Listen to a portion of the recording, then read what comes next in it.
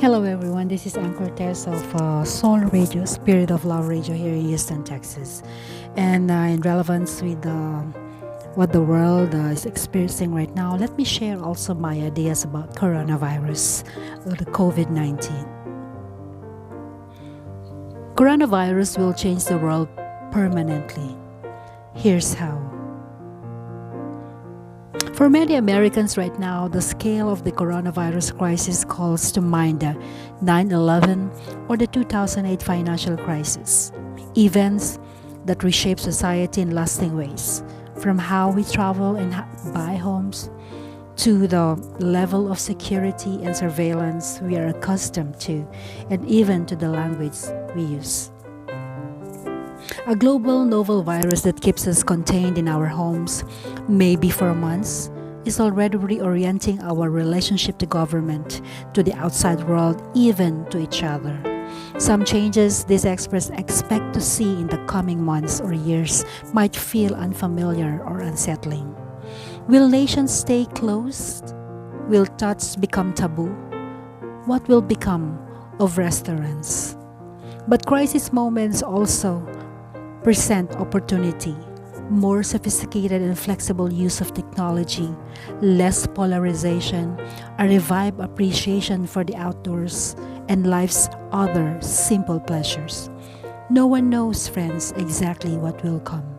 But here is our best stab at a guide to the unknown ways that society, government, healthcare, the economy, our lifestyles, and more will change.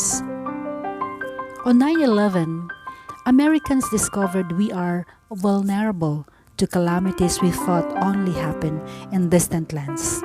The 2008 financial crisis told us we also can suffer the calamities of past eras, like the economic meltdown of the Great Depression. Now the 1918 flu pandemic is a sudden specter in our lives. This loss of innocence or complacency is a new way of being in the world that we can expect to change our doing in the world. We know now that touching things, being with other people, and breathing the air in an enclosed space can be risky. How quickly that awareness recedes will be different or different people. But it can never vanish completely. For anyone who lived through this year, it could become second nature to recoil from shaking hands or touching our faces, and we may all fall heir to society-wide OCD, as none of us can stop washing our hands. The comfort of being in the presence of others might be replaced by a greater comfort with absence, especially with those we don't know intimately. Instead of asking, is there a reason to do this online? We'll be asking, is there any good reason we do this? And moreover, friends, societal shocks can break different ways, making things better or worse. But given our current levels of tension, this scenario suggests that now is the time to begin to promote more constructive patterns in our cultural and political discourse. The time for change is clearly ripening. A return to faith in serious experts. America for several years has become a fundamentally unserious country. This is the luxury afforded us by peace, affluence, and high levels of consumer technology.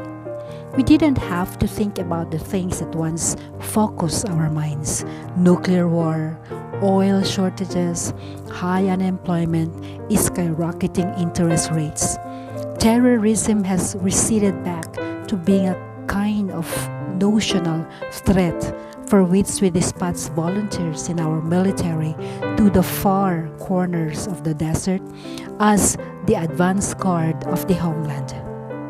We even elevated a reality TV star to the presidency as a populist attack on the bureaucracy and expertise that makes most of the government function on a day-to-day basis. The COVID-19 crisis could change this in two ways. First, it has already forced people back to accepting that expertise matters. It was easy to sneer at experts until a pandemic arrived.